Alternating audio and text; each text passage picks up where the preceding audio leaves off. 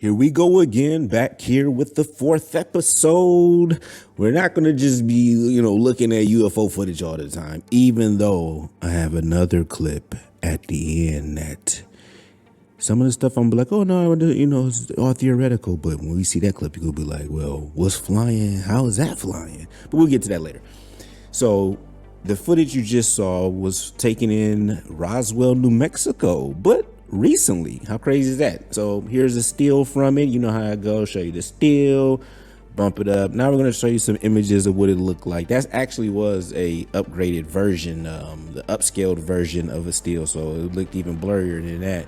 But this is the same object with a plane was taken in the same frame. So here with that, here is some images with that look like, and there may be something that actually, if you see what I'm pointing at the very top of the screen here, something that may have come out of the sky out of this thing. I have to read some more reports about this. But and then if you look at all of the pictures, it really has a similar shape throughout. So I threw the initial version of the unupscale version of this footage into the Mid-Journey and asked it to describe, and you see here it says spaceship flying in the air with people in a style rangefinder lens. Number 2, alien ships are the one timer according to new research, new in a style. This one, a plane is flying with something in the air. Number 4, FBI video. So I actually went I actually said the wrong word, upscale.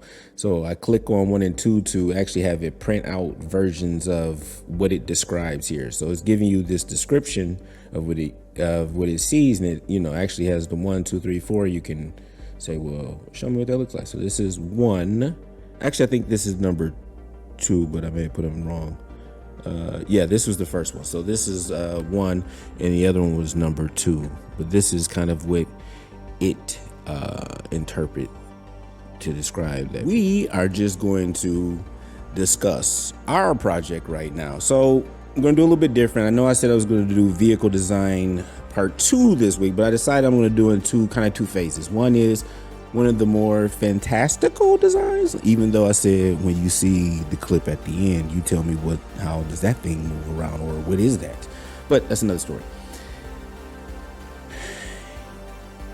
So we're going to run it so things that may not be quote unquote feasible at the present time. We're going to kind of run through a lot of that in terms of all of our manufacturing, our energy production, all of those type of things. Then we'll do another, come back and do things that may be at the bleeding edge of more technically feasible things now. And you'll see why I say that when I go through some of this information. So same thing, here are don't forget to go ahead and pause and read as you would like. These are the prompts that ChatGPT came up for us about energy and propulsion systems.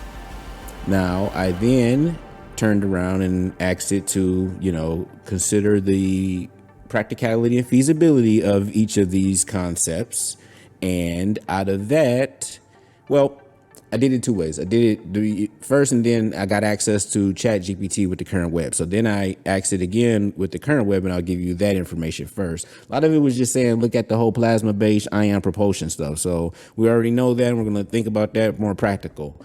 Other things, it was talking about the energy harvesting system here. And in the other one, the pre-2003, most of everything up here was discussing energy harvesting and renewable energies. Now in 2023, it looks more at the ion propulsion, even looking at possibly of nuclear fusion with ion propulsion.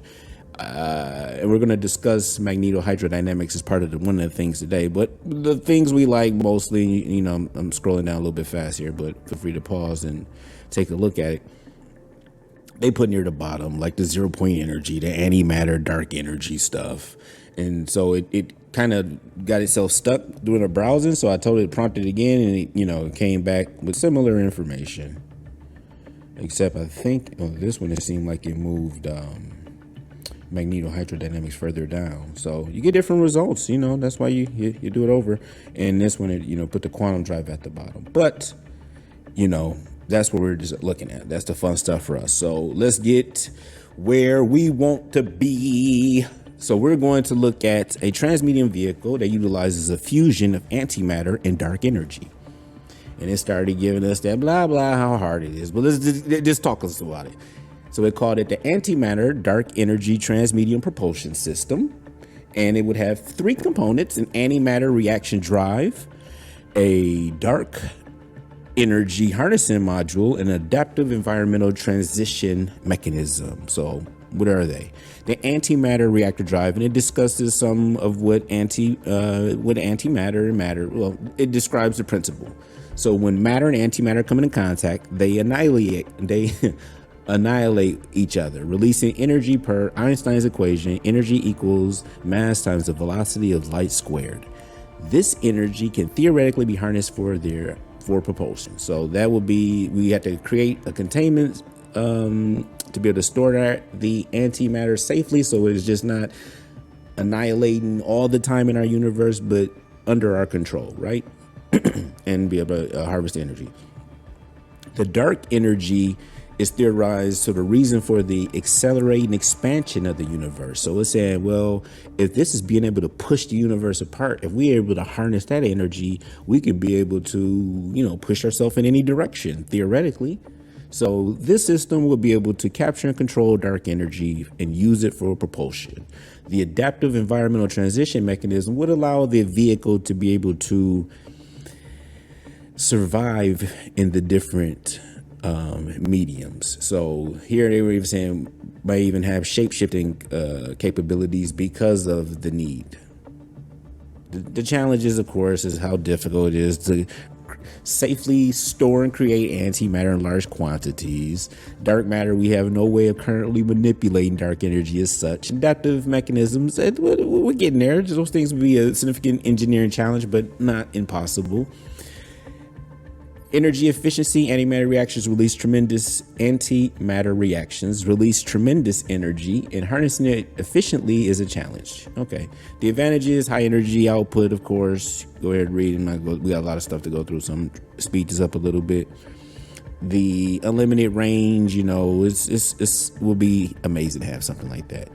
The next one, we will describe a propulsion system using harnessing the power of vacuum fluctuations or 0-point energy. So I'm going to get into it. The 0-point propulsion system. I want so you can have a description in your head if you're not quite clear on what 0-point energy is. So theoretically, the vacuum, what we call the vacuum of space, or anything, the vacuum even between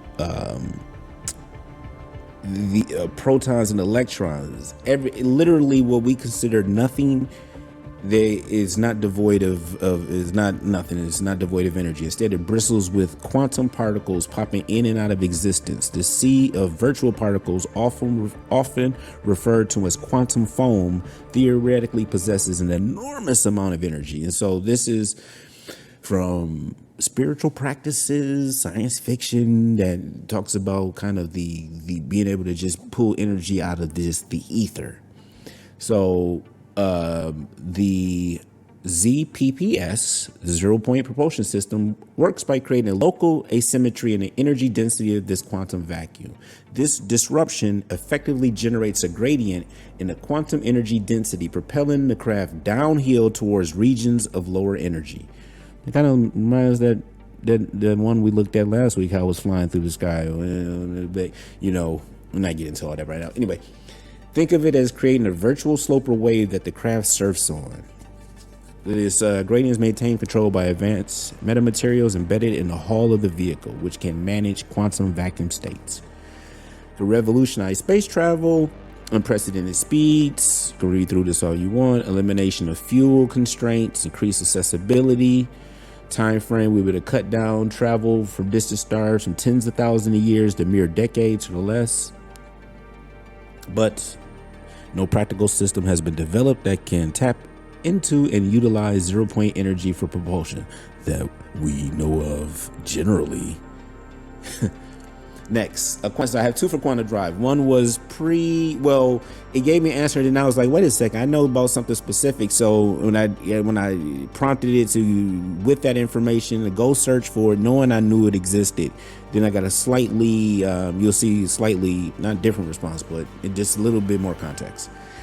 So a quantum drive propulsion system for transmedium vehicles presents an advanced theoretical concept. And when this, we talk about, let's get into some of the principles. Quantum superposition. In quantum physics, superposition refers to the ability of a particle to be in multiple states at once.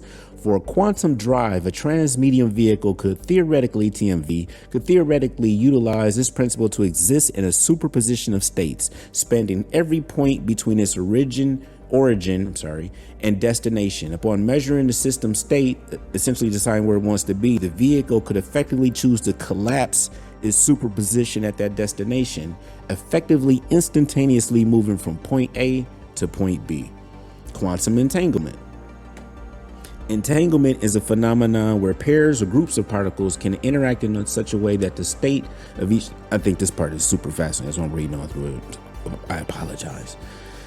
That the state of each particle cannot be described independently of the others, no matter the distance separating them. In our theoretical quantum drive, this could be applied in such a way that the vehicle becomes entangled with its destination point, which changes to the state of the vehicle instantly reflected at the destination, creating an effective means of basically quantum teleportation. The navigation. Utilizing the principles of quantum superposition entanglement, the vehicle could potentially navigate through air, water, and space. The whole of the vehicle would have to be designed to withstand the pressures and temperatures of these mediums, likely using adaptive materials. However, the propulsion system would need to physically propel the vehicle through these mediums. It would transition instantaneously between locations, irrespective. So it would show up in different mediums and just have to be able to withstand the instant, immediately appearing in that environment. You have to have some shielding. I'm sorry, I'm thinking ahead. Navigation would potentially be based on precise quantum measurements and calculations. Given the complex and counterintuitive nature of quantum mechanics, possible that AI and quantum computing systems would be essential. We know they are. For making these calculations and measurements, the vehicle systems have to measure, calculate superposition state to effectively choose its destination point within the superposition spread. So the energy would be immense. That would take, you would need some advanced form of quantum battery or fusion reactor. And so it said, look, hey, all of this is, so this was saying that all is critical to, on point, you can't see me point. It's critical to emphasize that while the principles of quantum superposition entanglement are well established at the microscopic level, there's currently no evidence or mechanism to suggest that can be applied at the macroscopic, which I said, lie. Actually, I said, bullshit. And then I said, hey, I know there's been experiments. Well, now go look up. You can have access to the internet. I know there's been experiments, sorry for yelling, that has shown entanglement at the macroscopic level. And it's here. Based on recent advances in the field of quantum entanglement at the macro level, it is now known that quantum entanglement can be observed and recorded at the macroscopic scale. This was demonstrated in 2021 using two tiny aluminum drums, each 1/5 the width of a human hair. Okay, very tiny, but still macroscopic. And feel through the read through. So they said, okay, and hey, look, and this shows you, quite honestly, now, because it went read this, I saw it like clicking on a link, reading, clicking on several links, and how GPT thinks, because it shows, hey, this research contradicts previous beliefs that quantum entanglement could not occur or be noticeable with microscopic to prevent outside interference. And they, kind of went through, said the drums are cooled, entangled, measuring separate stages, and also said, hey, this was generated in a deterministic, non-random way, and the necessary measures were recorded rather than inferred. So it's like, hey, this is real research. This is not some garbage. Separate experiments also show it's possible to measure the position, momentum of the two drum heads at the same time, thanks to their quantum entanglement. Effectively circumventing Heisenberg's uncertainty principle. So hey, it's saying, look, these findings have some potential future applications suggested, but they're talking about for next generation communication networks. Probably just reading what the individuals there wrote. Now let's revisit this in the concept of our quantum drive with this.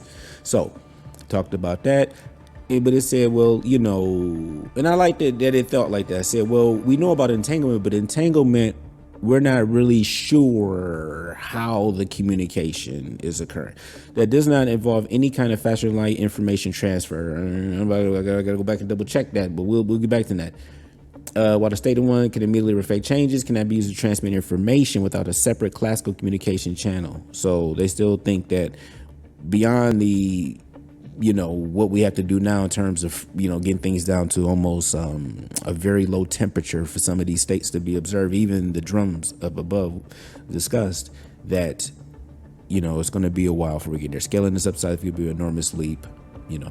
Creation and maintenance of quantum entanglement provide very specific conditions, including very low temperatures and isolation from any external influences that could cause decoherence and destroy the entanglement. It'd be difficult to entangle a vehicle moving through different media. But hey, like I said, we're not going to give up. We're not going to give up. We're going to move on. So let's move on. Don't want this to be too long. Talked a little bit about magnetohydrodynamics and it, thought that this could be a little bit. So basically the vehicle design be streamlined, not had to have many moving parts. Go ahead and read through. I'm not going the core propulsion system would be technology would be magnetohydrodynamics. Generate thrust by accelerating a fluid via anyway, electromagnetic fields. This would have used it to, they feel like flying through the air or water, you'd be able to take in part of that medium, the air or the water, ionize it using this energy source, and then accelerating it and shooting out the ionized fluid throughout the back in space. They feel you have to bring your own propellant. So that would be kind of different from some of the other systems we looked at. Something about morphing technology. Also looked at other stuff, transition buffering, a lot of stuff that it has to be common to the vehicle we would want. Energy source, nuclear fission or fusion reactor, they felt. But it has the features, high efficiency, versatile, can get high speed, silent operation. So this may be what, we're going to look at shortly. I believe that's everything for this week, except for, this here. Now, look at the screen now. You're looking at through a night vision camera in Spain, and I'm not sure exactly when because I'm not exactly seeing it. I'm just going to talk about it. But what is that? You see what I see. And supposedly this, is by a guy named Stars and Night Vision on YouTube, and it didn't have many views, and it didn't seem like he was trying to fake anything or not. But, never know. Maybe trying to go viral or something. But if you see what you see and that's moving around and doing what it's doing, then, what is that? I don't know either. And maybe that is why we will continue to look at some of those more nutbaggy type prompts and ideas. But with that, I love you, you love you, God loves us, and that's all that matters.